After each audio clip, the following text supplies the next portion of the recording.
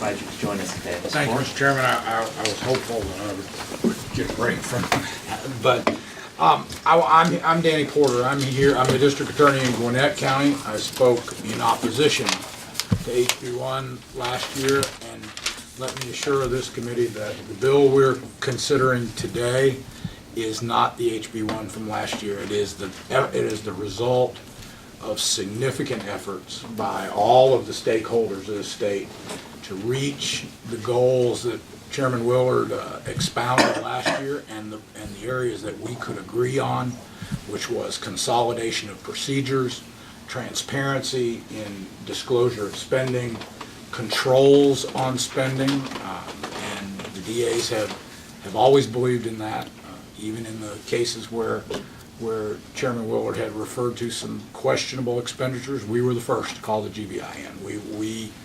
We want to police ourselves. We want to show the public that we are worthy of belief and worthy of trust, and I think that's important to us as prosecutors. With that being said, we are most pleased with the decisions that were made by the working group, and again, Chairman Willard has done a great job of talking about the bill, but we want to talk a little bit about a couple of things. Of course, the committee has decided to leave the burden of proof in forfeiture actions as a preponderance of the evidence. We discussed this at length last year. We've stated our reasons why we believe that is correct. We believe that separating forfeitures out from other civil cases and changing the burden of proof would not be appropriate, particularly since forfeiture is a remedial act and it should fit in with other civil cases. We reached an agreement to address your concerns about innocent owners and our concerns about innocent owners. Last year, I talked about the cocktail napkin answer. I said anybody who could drop a cocktail napkin could get an answer under the previous bill, and I think we've reached a point where we've balanced those interests of innocent owners and the state's interest in denying fraudulent claims. And first of all, this bill sets out an objective standard for what constitutes an innocent owner. In other words, it's the same as the theft by receiving statute, that a person knew or should have known that the property was being used for illegal activity, rather than the more subjective standard that they knew or could have known. But on the other side of that coin, we're also talking about we're expanding out who is an innocent owner and an interest holder. The third point that we think is particularly important, and Mr. Chairman, forgive me because I've done it 3 times, we're actually leaving the administrative forfeiture threshold at $25,000 rather than the $5,000 that was proposed in the original HB1. We're moving it back to 25 rather than 5. So, so the non-judicial, or what we call administrative forfeitures, will remain at property valued at less than $25,000. But on the other side of that coin, the statute requires that if there is a claim in writing, regardless of its sufficiency, then the district attorney is required to file a judicial proceeding, which will put that forfeiture into a courtroom where a person who makes a claim can state their claim before a court, can follow all the rules that we're used to, and if appropriate, regain their property. And so this balancing of the amount versus the ability to file any answer to get you into a courtroom, or any response that would get you into a courtroom, I think is a good middle road and a middle path that respects the rights of claimants and yet respects the rights of the state.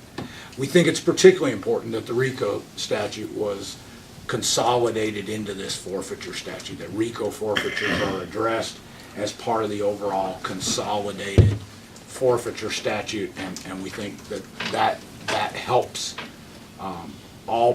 everyone who is involved in forfeiture. It helps us, defense attorneys, it helps prosecutors, it helps everybody to have a known set procedure on all forfeitures regardless of what they are. And if you actually read the offenses that forfeiture applies to in this state, like habitual violator and certain types of bid rigging and certain types of theft. The idea of having one forfeiture provision is very attractive to prosecutors. There are, however, a few remaining issues that we want to bring to the committee's attention, and we are perfectly willing and continue to be willing to submit proposed language and work with the committee to reach some agreement on this. One is substantive. In the reporting requirement for forfeited assets, the statute seems to require a dollar-for-dollar report. In other words, we forfeited $1,000 and we spent that $1,000 on a car.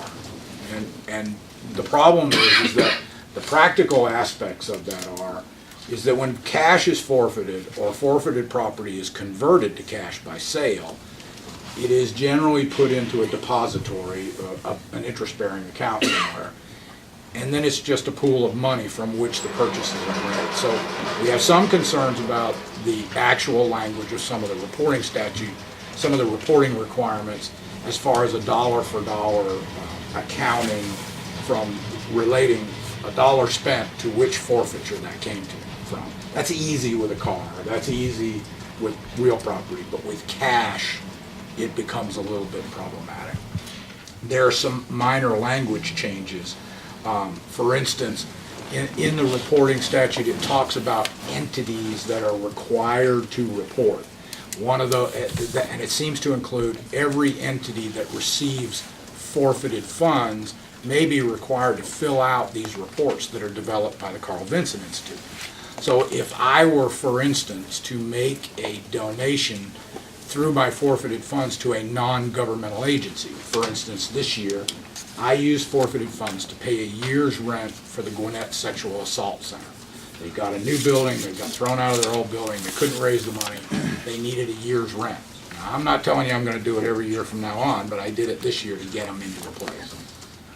They would then, as it appears under this statute, be required to file a report, which puts them at a tremendous disadvantage because they don't know all the information, such as where it came from, when the forfeiture was initiated, when the property was seized. They just know they got a check from a forfeiture account for the year's rent. So we would ask the committee to take a look at some of that reporting language as it refers to entities and who is required to report. We believe that it's appropriate that law enforcement agencies report and the prosecuting agencies report. But I think some decision should be made on other recipients and who should be required to report. We also believe that oversight by the Attorney General under this statute constitutes an expansion of the Attorney General's duties, his statutory duties. It adds one. We believe that in practicality, district attorneys are capable and empowered to conduct these investigations of criminal misuse of property, and that to exclude us would be a limitation of our powers. Now, of course, if we're the subject of the investigation, then we're in conflict, and the Attorney General already has the power to appoint another prosecutor to conduct that investigation. So we would like to look at that language and work with the committee on that. And then there are some in law school, I guess we call them scrivener's errors. For instance, I think inadvertently, the definition of clear and convincing evidence was left in the definition section. There are a couple of little cleanup things that we'd like to work with the committee and with legislative counsel on. But other than that, we believe that I can sit here today and speak on behalf of the district attorneys of this state that this bill is the result of a lot of tremendous work by people of goodwill and people of good faith who tried to remedy a perceived problem. And I think with those minor changes that we're suggesting, this is a bill that could benefit prosecutors, it could benefit law enforcement, it could benefit the citizens of the state. and I'll be happy to answer any questions. If they're really hard questions, I have Chuck Spahos with me, and if they're really, really hard questions, I have Gary Bergman in the back, who was on the working group, so I'll be happy to answer any questions. Mr. Porter, you spoke generally about kind of the difficulty of reporting requirements with cash. I mean, can that be handled adequately through the type of form that the Carl Vinson Institute promulgates? We believe it can. As a matter of fact, at lunch, we were talking about the forms as they are requiring of different entities. There is actually a form that's promulgated by the federal government, which may not be the best recommendation, but we have to fill it out every year for wiretaps, and it's more or less a continuing form. In other words, I fill out my share. Cash start, cash in, cash start, cash in. Correct, and we have to do it with wiretaps. Balance at the end of the year. Balance at the end of the year, expenditures. That's what's contemplated. And I think that's what we're talking about, but it seems like if we can work with the language, that's the goal, is an accounting, not a dollar for dollar, I spent $1 on this.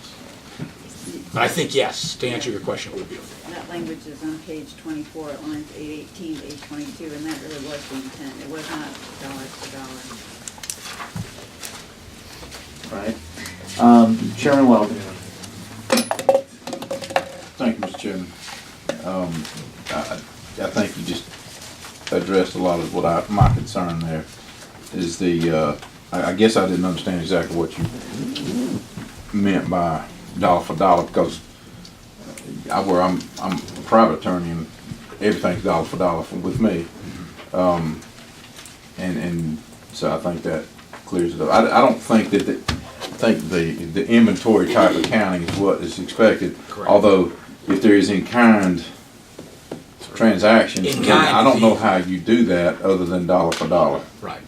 Well, the way we currently, both through court order and any reports that are filled out for the federal government, because right now I don't take federal money, so I don't take state money, so I don't fill out any reports. But in the federal government, we have to file the report that says vehicle seized, used by law enforcement agency, disposed of on such a day for $5,000, money deposited into depository. Okay. And then, but you do have to make an accounting of when the balance you start out, the money received in that one account, and there'll be one. I think, to me, I would think it's clear that it's one account that's will be used for this, not this account and that account and the other account. In fact, it's even clearer than that. As far as the Prosecuting Attorney's Council is concerned, all forfeiture proceeds will go into what we call the trust fund, which is administered by Prosecuting Attorney's Council, and it's so one account, and we have to request the money and justify the expenditure, and then they'll send us a check. It's analogous to an Alta trust account. You got me on that one. But I understand. It'd be remarkable if it's transaction. not. Yeah, it would be, each transaction would be tied directly to an expenditure and a cash in and cash out. And then the sheriffs or the law enforcement are required under the statute to keep their proceeds in a depository that is subject to state auditing regulations and state law. Okay, thank you. Further questions for Mr. Porter? Seeing none, thank you for, Thank you. I certainly want to thank the DAs and prosecuting attorneys for all their work on this bill. And we appreciate hearing from you, and certainly we'll take the additional concerns under advisement. Thank you.